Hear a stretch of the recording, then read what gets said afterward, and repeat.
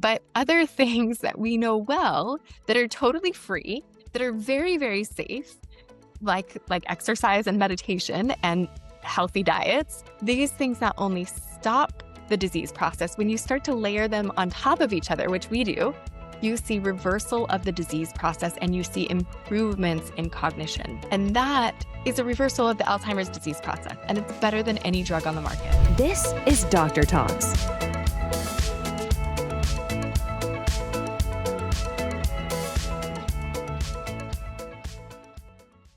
Hi, everyone. Welcome to the Reversing Type 2 Diabetes Summit. I'm your host, Dr. Beverly Yates, MD. And here for this session, I have the distinct honor and privilege to interview my colleague, a licensed doctor of naturopathic medicine, Dr. Heather Sandison, whose expertise in Alzheimer's is breaking ground on the importance of brain health and including the blood sugar changes that often precede the clear onset of Alzheimer's, dementia, and other kinds of brain threats. I can't wait for this conversation. So, Dr. Heather Sandison, welcome to our summit. Thank you so much for having me. Absolutely, absolutely. Would you introduce yourself to the audience, give them a sense of your background? Yeah, absolutely. So I went to Bastyr University and we got the Doctor of Naturopathic Medicine that you mentioned. And after that, I came to San Diego, where I currently practice. And I have been very, very fortunate. I've had the privilege of studying with Dr. Dale Bredesen. And through his work, he was the New York Times bestselling author of The End of Alzheimer's. Through his work, I was then referred many patients who I got to see with my very own eyes. I saw them reversing Alzheimer's, reversing their cognitive decline. And from that, I developed a bit of a reputation, and I was then awarded a grant to study an integrative and individualized approach to reversing cognitive decline. And we're really excited.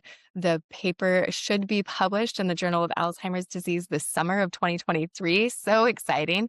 So we have a research arm to my projects down here in San Diego.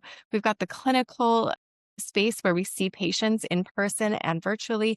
And then I also have a residential care facility for the elderly where we welcome patients who are suffering with cognitive decline to experience the immersive lifestyle approach to this disease. So there's an organic ketogenic diet, there's exercise, there's a lot of mental engagement and social engagement there.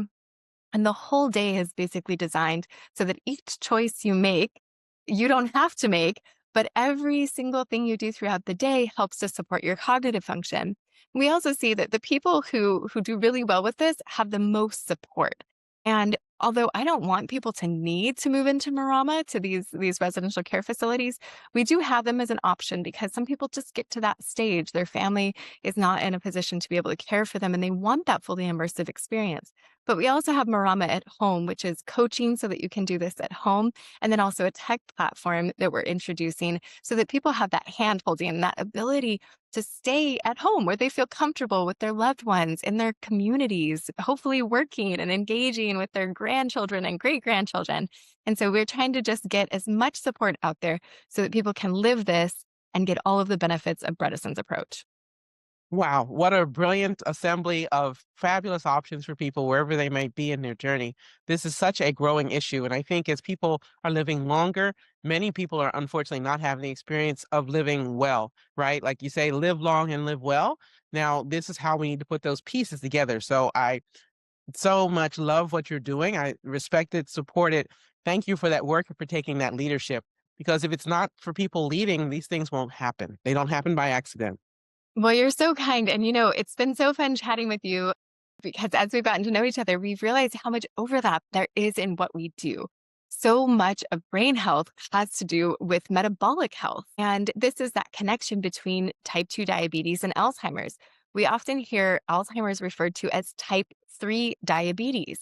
And what people are referring to here is Alzheimer's doesn't have just one cause, but a very common one, particularly in our society and in the standard American lifestyle and diet, is that we see blood sugar creep up over time and then insulin resistance start to become a problem. So people aren't able to, I'm sure most of your listeners know this, you certainly know this backwards and forwards, but it makes it harder for us to turn that glucose into fuel or ATP in our cells. And so as that happens, if insulin is we're resistant to insulin, we can't get the glucose out of our bloodstream into our cells, turning it into sugar. There's a couple things that happen. One, we're energy deficient. And the brain, although it only takes up about 2% of body weight, it uses more than 20% of the energy every single day in our bodies. So if we can't turn that glucose into fuel, our brain is starved of energy. Even though we're getting enough calories, we're getting enough sugar, we're getting enough, it's just not turning into fuel. The other thing that happens is that because insulin is resistant, we can't get that sugar to go from our blood into our cells. That means it builds up in the blood and creates glycotoxicity. This means that sugar becomes, it's almost like when you have an onion that caramelizes. At the end stages of in those capillary beds or at the tips of our nose or in our brains, we have places where that glycotoxicity actually causes these advanced glycation end products that damage the tissue itself. And that can lead to inflammation and eventually lead to things like beta amyloid plaques or other misfolded proteins like the tau proteins that we so closely associate with Alzheimer's. And so we want to stop this in its tracks. And we have lots of ways that we can help support you doing that. That's all great to know. Thank you for explaining this. So now you've richly painted the picture here, connected the dots between brain health and blood sugar issues, right? And also telling people why Alzheimer's disease specifically is often referred to as type 3 diabetes. For some people, they're familiar with that kind of nomenclature, that way of talking about it. For other people, this might be a new thought. So anyone for whom this is a new idea, please take notes and consider everything that Dr. Sandison is saying, because the threat of your blood sugar issues can affect your organs unevenly. It is affecting you, but some things might be more vulnerable, should we say, than others. And for some people, it's going to be these brain problems and what might originally show up, right, as mild cognitive impairment. Can you tell us a little bit more about that and what the path is from mild cognitive impairment, that diagnosis, to dementia and Alzheimer's? Yeah, so this may also be really surprising to people. I didn't realize until I was in the dementia world how long this kind of runway is before we take off with Alzheimer's. So, early pathological changes happen 20 to 30 years, decades before you actually even experience memory loss. And so we have so much time where there's plenty of room for prevention, particularly if we know that there's a genetic predisposition or something else going on that puts us at higher risk for developing dementia later in life.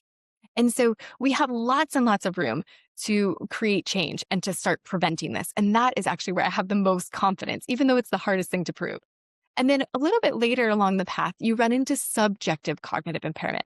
So, subjective means it might not be measurable. We might not see this on a test, on a clinically administered test, or even on a brain scan, but we start to feel like our brain isn't working the way it did 10 years ago. I would have remembered that neighbor's name, or I wouldn't have misplaced that, or I would have been able to come up with that word 5, 10 years ago. But I'm noticing I'm not able to do that anymore. That's subjective cognitive impairment. And that's also a really great place to intervene, a really great time to make changes. So don't get scared, get active. Use that as something to empower you to make the changes so that you can reverse that, because it's the easiest, cheapest, least effortful time to make the changes. And then the next stage is called mild cognitive impairment or measurable cognitive impairment. You sometimes hear it called. And this is where we can measure it. I think it's a complete misnomer to call this mild cognitive impairment because this is essentially like stage 4 cancer. Alzheimer's is late stage. This is when people are losing dignity. They're losing their ability to dress themselves, put sentences together, the ability to feed themselves, live independently, certainly to drive. This is a very late stage of the disease. And although we can support these patients and we sometimes do see reversal of the disease process and we see that they get better, I have yet to see someone with late stage Alzheimer's go back to work, fully get their life back. And I think that, hopefully the science will support that out in time. We'll find stem cells and other interventions and maybe the combination of our approach with getting rid of the beta amyloid plaques through some of these new medications. Potentially we can help there, but there is so much that we can do in the stages of prevention, subjective cognitive impairment, and mild cognitive impairment. In fact, Most of the time, when we work with a patient who has measurable cognitive impairment, we see improvements. And often, if the cognitive impairment is, the MoCA scores are what we use. And if they're in that mild cognitive impairment stage, even though I don't like calling it mild, if they're in that criteria, we can often get them back to perfect on a MoCA score. So back up to 30 out of 30 points on that worksheet if they're in that range of about 16, 18, or above. That's great to know. Thank you for making that quantifiable and understandable, both from the subjective symptomatic experience as well as the objective quantifiable checklist, like what's your score, right? These will be some parameters that people listening will be familiar with, and people who might be new to this journey too, that's for sure. Okay, so here we are on the Reversing Type 2 Diabetes Summit together. So I got to ask you the question, is it possible to reverse Alzheimer's? Yes, emphatically yes. I see it all the time. And I know many people will be going, well, why haven't I heard that before? Why is no one talking about that? I think it's a great question and it kind of drives me crazy because we see that there are these medications that came out and there were to a lot of fanfare and some controversy, but they were all over the news. And they're the monoclonal antibodies that allow us to get rid of beta amyloid plaques, which is one of these hallmarks we think of as being causal for Alzheimer's. But that's not quite right. I think we kind of have gotten that wrong. Part of the reason is because those amyloid plaques and those tau proteins, those misfolded proteins, they're happening in response to something, right? And so, even though the message that we've been told for decades is that the science will save us, there's going to be a magical drug. And once we get rid of the plaques and tangles, everything will be well and people will be not have Alzheimer's anymore. But what they've actually found is that when they get rid of those plaques, oftentimes people get cognitively worse. And in the best case scenario, what happens is they get cognitively less well. So they get cognitively worse more slowly. And so this means that this torturous process for both the patient and the caregiver and the whole family, everybody who loves this person, that torturous process is basically drawn out. It's delayed. So they're still getting bad. They're still losing their dignity. They're still losing their memory, but it's just happening a little less quickly. Now, that's a win. That's not a win. However, if you compare that to exercise, meditation, the Bredesen approach, what we found is that we see that people actually get better.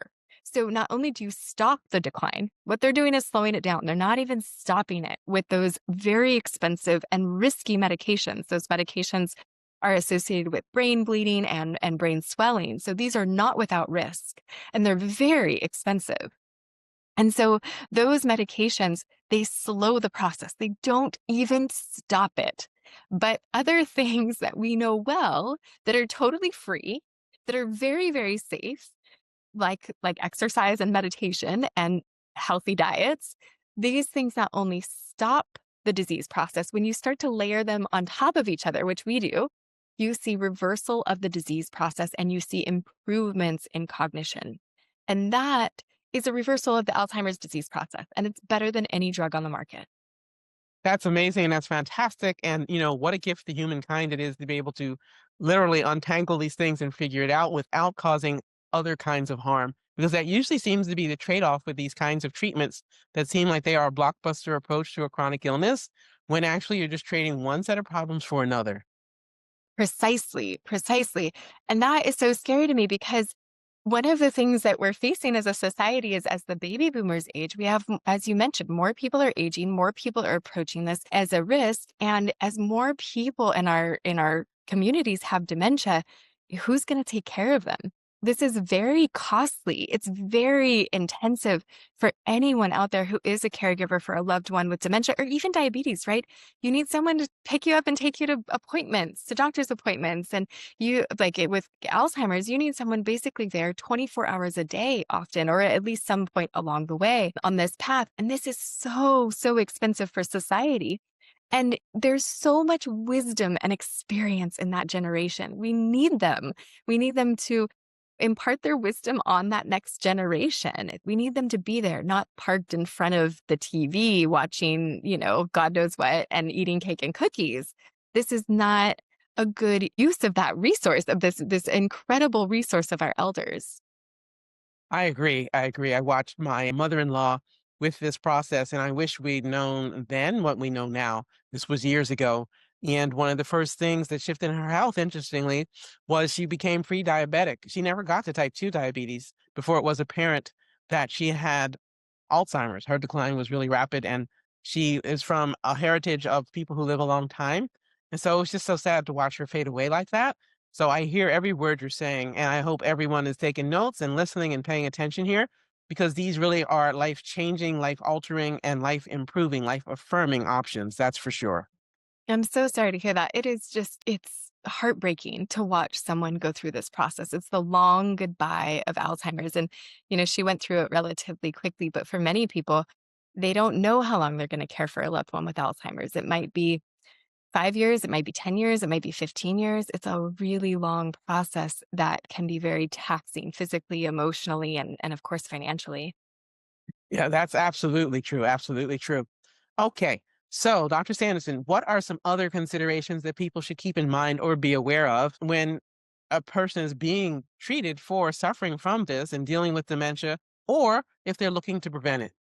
Yeah, so I don't know how you feel actually about the ketogenic diet, but this is one of those number one things that I recommend is dietary and completely getting rid of carbs in your diet or almost completely getting rid of carbs in your diet so that you flip your metabolism from burning sugar to fuel to burning fat for fuel is very, very effective in improving cognitive function. Also, energy, mood stability, better sleep. And so I don't want people to be in ketosis forever. But getting into ketosis for 6 to 12 weeks, if you're experiencing cognitive decline, can create some really incredible benefits that then can start to perpetuate other ones. So you have more energy. So now you start getting more exercise, you're getting better sleep. So now you start being able to eat those better foods and do that engaging, creative, social brain activities. So we often will suggest the ketogenic diet first. And this helps for so many reasons just like where we started this conversation with fuel. So, if you're not effectively turning glucose into fuel, the body is just absolutely miraculous, right? Like with a car, you can't do this. You can't take a gas guzzling car and like just put diesel in it, right? But with the human body, you can switch from burning sugar to burning fat for fuel, and you can much more efficiently make ATP out of ketones. And so we ask the body to do that. And then also this is kind of a weight loss diet, but it certainly helps with blood sugar. So, and I'm sure that you're well aware of that, and many of your listeners have maybe heard of this. I highly recommend doing a veggie heavy keto. So lots and lots of leafy greens, cruciferous veggies, not your bacon and cheese keto, but no, not, but like a high fiber, high veggie keto that just cuts out the carbs, processed foods and carbs, and temporarily your fruit sugars, like your seasonal fruits and your starchy veggies, but just temporarily so that you can get the benefits of getting into ketosis.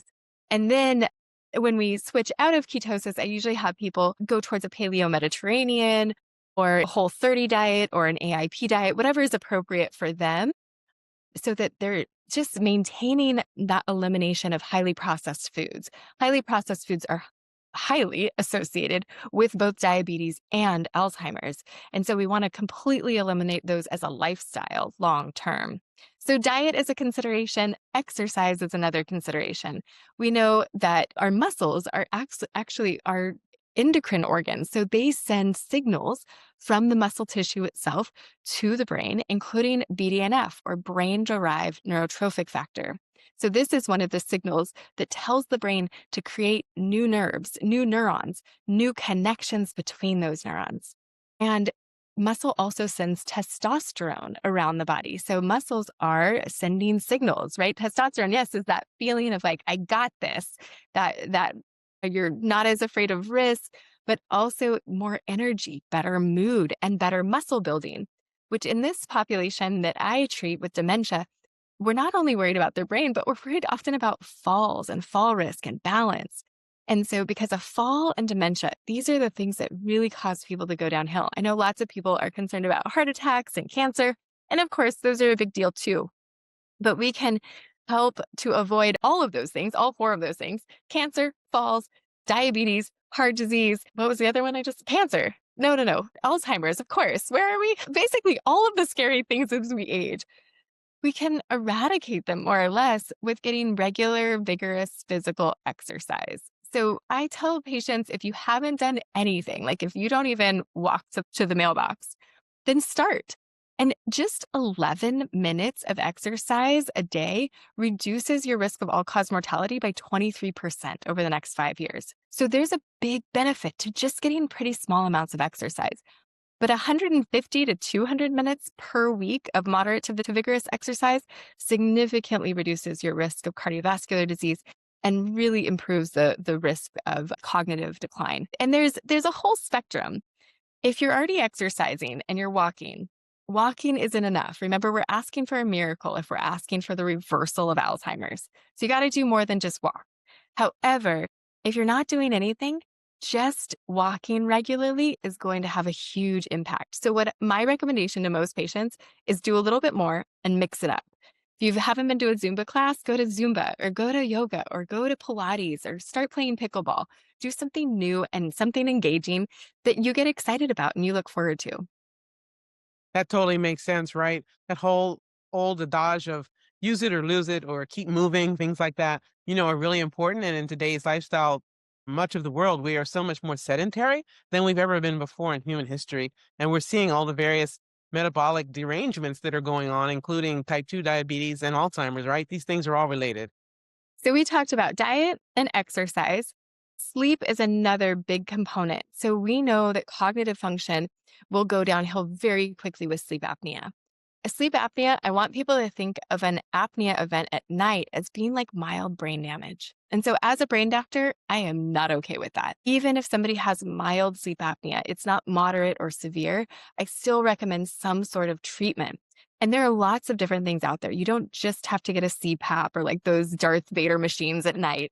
Though sometimes those work really well for people, and that's the answer. But other times people use an APAP, which is an alternating pressure, or they'll use the travel version, which can feel a little less cumbersome. Alternatively, there are oral devices that your dentist can create, or maybe a referral to a specialist, a special dentist can create. And there are also things like mouth tape or the breathe right strips that keep your nasal passages and then your airway open just through some positioning. And that can be helpful as well. If you have a partner, a sleep partner, who tells you snore, absolutely get a sleep study. If you have cognitive decline, I actually recommend anyone with cognitive decline have a sleep study done because I have so many patients who are thin and female and never snore and they still have sleep apnea. And Say that that again. Say that again, please, because people make an assumption if someone's overweight or obese that they have sleep apnea or they have type 2 diabetes. And conversely, if they are lean, they don't have these things and they aren't. You can't just look at somebody and diagnose them, right? Please repeat what you just said.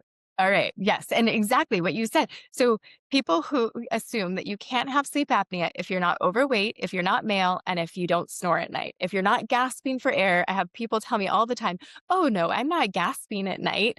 I don't have sleep apnea. You don't know that actually. And so if you have any cognitive decline, regardless of your body type, regardless of whether or not you snore, I don't care. Just get a sleep study done. And since COVID, this has actually been one of the great things about COVID. Since COVID, we have more of these at-home tests that are validated, and they're actually quite good. They're really good at ruling in sleep apnea. There's sleep medicine docs who still will want people to do an overnight sleep study in the hospital, but there's a lot you can do with the at-home watches. There are the watches with a ring that beam the information up to somewhere, and then some magical sleep doctor somewhere in the world reads it. And these get covered by Medicare. You often will get the devices covered by Medicare or any referrals covered by Medicare. And so I highly recommend doing that as part of what Dr. Bredesen, my mentor, calls a cognoscopy. So if you have cognitive decline, you want to do this very thorough cognoscopy and look at your blood sugar, look at your sleep patterns, look at your toxic burden, look at your cholesterol levels, look at your vitamin levels, look at your thyroid and hormones and all of the pieces so that you know if there's additional risk from any of these different components. So we talked about diet, exercise, sleep, and in particular sleep apnea. And then stress is another big one. And we see this with blood sugar as well, right?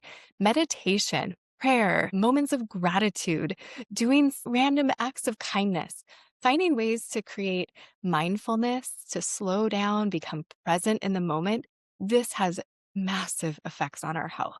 And it helps to regulate that sympathetic parasympathetic balance, that rest, digest, and heal with that fight, flight, freeze state. And we want to spend more of our time in that rest, digest, and heal state. This is good for everything, including diabetes as well as cognition.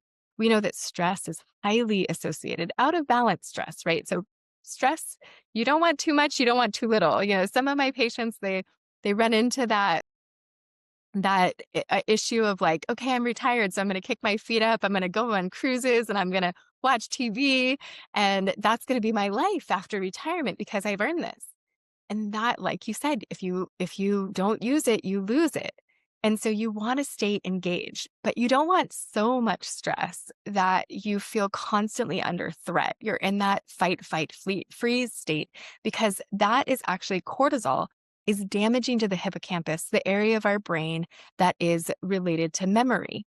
And the amygdala that's related to our emotional center, especially our anger and fear, the amygdala and the hippocampus are working very closely together. And so putting our bodies, like actively working to make sure our bodies get back and remember that rest, digest, and heal state through mindfulness is very beneficial. There's really, really impressive data on kirtan kriya, which is a type of meditation. It's the sa ta na ma. There's a mantra, just 12 minutes a day has very impressive benefits, not only for glucose and insulin regulation, but for cognition itself. All right, that's great info. Thank you so much for making that clear and unpacking it for us. You know, so as we consider what people's options are and the fact that this is such an amazing issue, it compels an awful lot of heartache and problems. And if we can get in front of it or reverse it or not even have any of this happen, this is all a blessing, all of it, right? So, what are the challenges you find that the people that you've worked with, your patients and the residents at your care center, what do they experience? And how do you provide support for them through these challenges? Because for many families, and certainly the individual who has somewhere on the spectrum of the poorly named mild cognitive impairment through Alzheimer's and dementia, there's all these different touch points, right? And we all know the challenges that happen are real. What can you share with us here? Yeah, in the neurology community, they say if you've seen one Alzheimer's patient, you've seen one Alzheimer's patient, right? They're all different. So everyone presents different. And in that, as people lose their memory, as people change and decline over time, I mean, there is just this endless combination of issues that come up. And the biggest one I see as preventing people from getting benefit from this approach is that it's hard for them to do. So most of the people who show up in my practice or who contact us about Marama, they get it.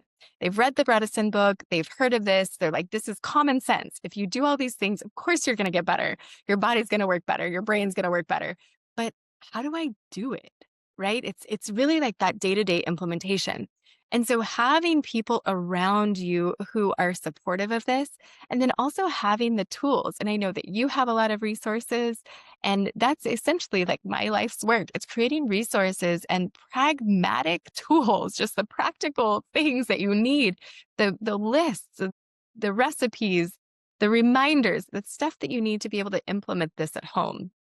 And the other thing that I see come up that's really sad and challenging and that we try to be supportive of is communication. So often the dynamics of Alzheimer's are challenging. There's usually the patient involved. And if they're far enough along the process, they have a power of attorney. They have someone they've put in charge of their affairs. And this can be either a spouse or an adult child, someone else in their network who they trust. And sometimes there's multiple adult children, and their interests and beliefs and values are not always aligned with the others. And so we see a lot of infighting in the families that can be really challenging to kind of put the well-being of the patient first. And I get it. There are lots of dynamics at this stage, but I think communicating lovingly and aligning on the mission is really, really helpful. And our mantra is connection over correction.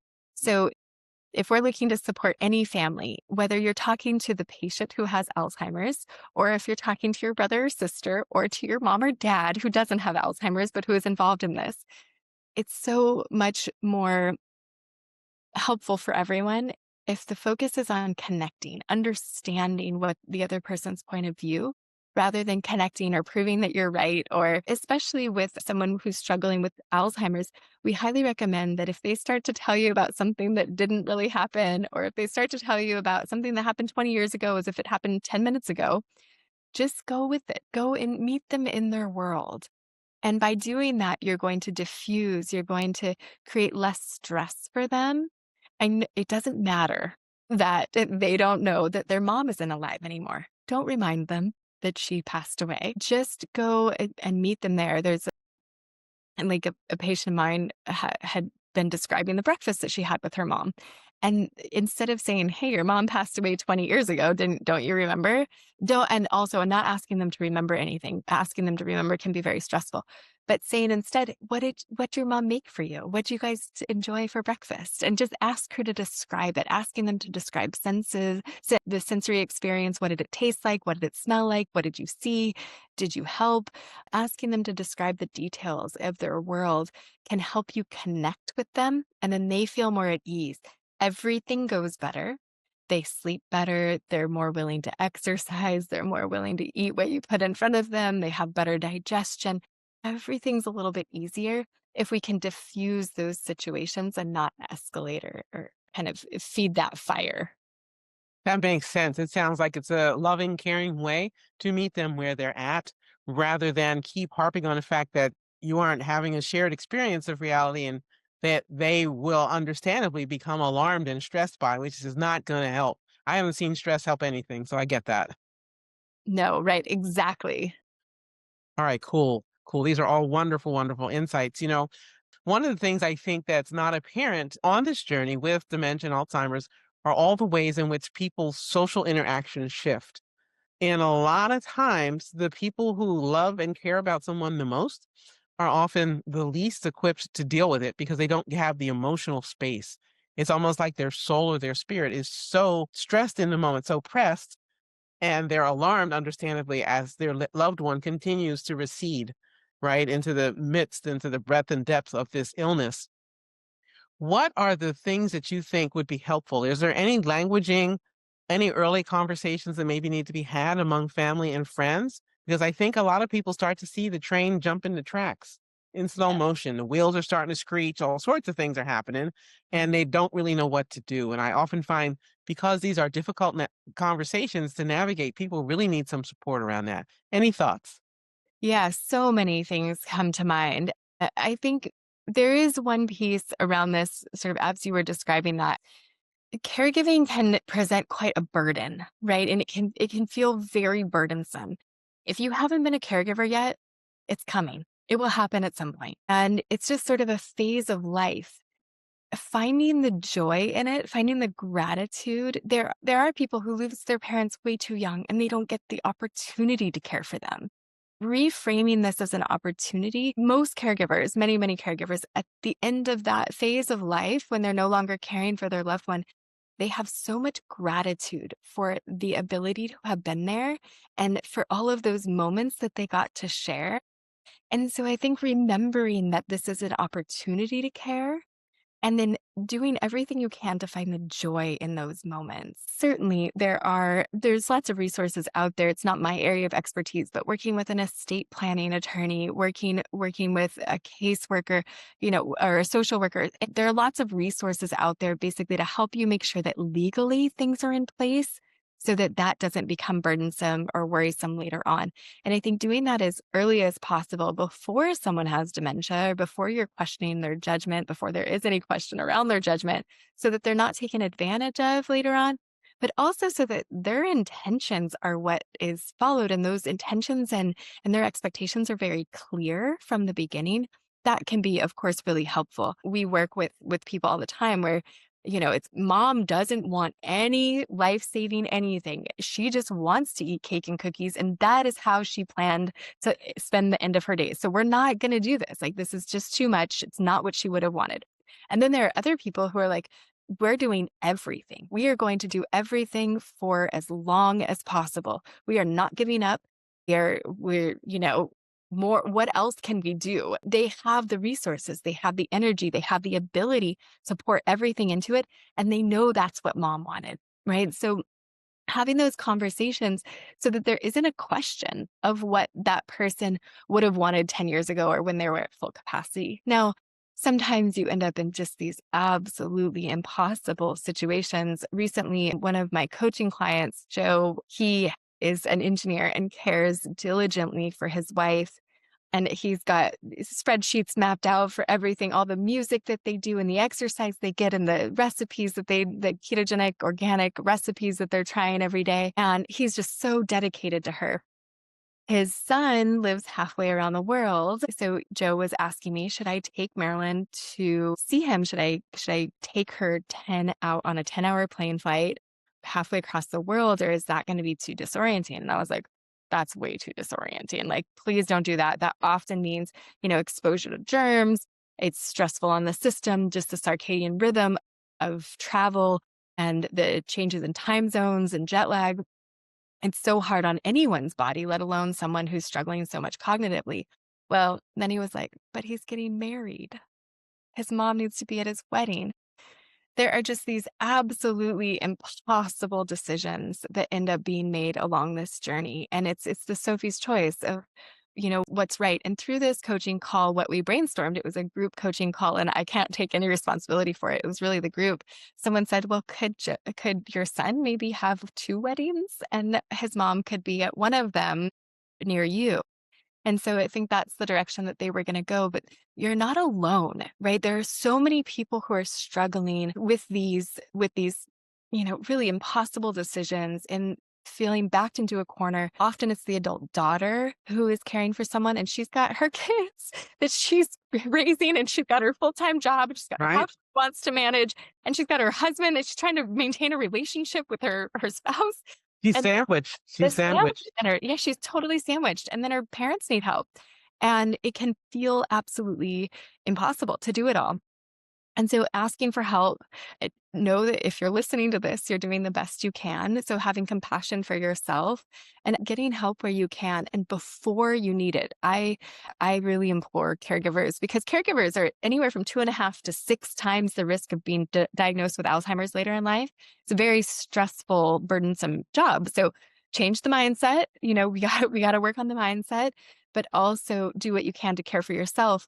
And I strongly believe that having at least one full day off per week, at least 8 hours that are completely to yourself, is really important. And having those other people involved in the caregiving process so that it's not just you. No one person can do it alone. It's just not possible. So get those other people lined up, whether you pay them or it's a sibling or an in-law or a friend or a neighbor or someone from church. Get that other person involved so that one of the sad things I see is when people are in crisis mode and they need somebody to show up. So they're finding someone on care.com who they've never met. Nobody's comfortable with them, especially the person with dementia. It's like, who is this stranger I've never met?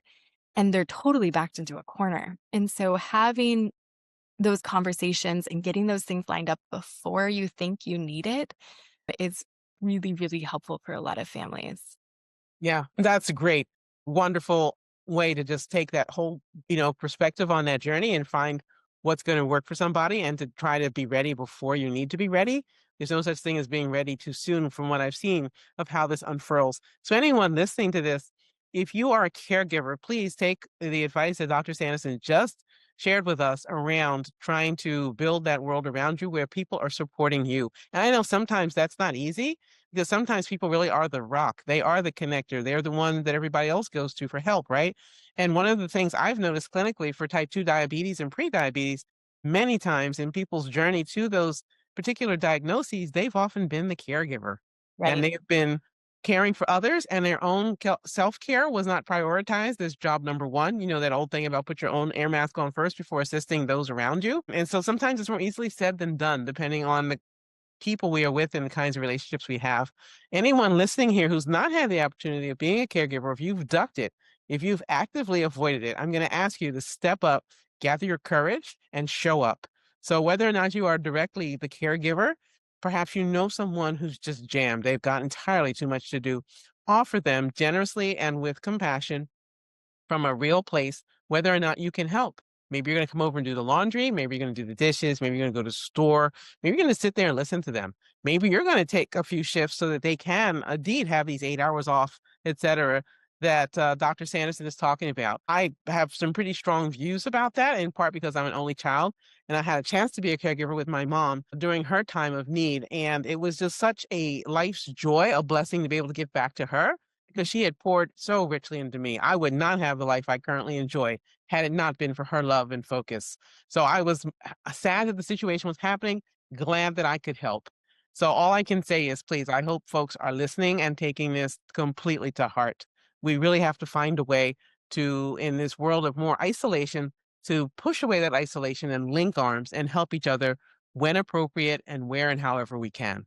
Okay, I'll get off my soapbox. Go ahead, Dr. Oh, Sandison. I love it, Dr. Yates. It's so important. You mentioned social connection, and I couldn't have designed this experiment, but what happened at Marama really illustrated to me just how critically important social networks are, and especially from our peers, not just people that work for us, not just doctors, not just where we're running around to appointments and running into people at the grocery store, but real social connection. So at Marama, we have a facility that is big enough for about 12 people. And in that facility, we had a COVID outbreak not that long ago. And took us a couple years. We went a couple years without any COVID and the residents. But finally it happened. It got into the building. And the resident who first had it, it was, of course, a Friday afternoon. We found out that she had a sore throat. We found out that sure enough, it was COVID. So we isolated all of the residents to their rooms. No one else in the building got COVID. We tested everybody every day. And each day, the residents were, they went and exercised, they got their organic ketogenic diet, they were in their non-toxic living environment, they did their creative exercises, they did their brain games, they did all of those things, but they did it just with the caregivers, not with their friends, not with the community that lives in that building with them. And we isolated them for 10. In those 10 days, we had 3 falls. We hadn't had a fall in 6 months before that. Had incontinence issues, sleep issues. I mean, the number and measurable cognitive decline, rapid cognitive decline in just 10 days. In weeks for those 11 residents to get back to baseline after 10 days of isolation from their peer group, not isolation completely, and still doing all of the lifestyle things, just 10 days of isolation from their peer group. I mean, I could not have thought of, we couldn't, it would be cruel to do that to anybody with what I know now. And COVID itself, right, was very isolating. Now I get the severity of how obviously life-threatening that was for people. But social isolation is one of these modifiable risk factors that affects blood pressure, of course, stress and sleep. And we are social animals. We need connection. So join that club, go to that party, do that thing, and maybe wear a mask, if that makes you feel more comfortable. But whatever it takes, get together with other people who are in your peer group. So important.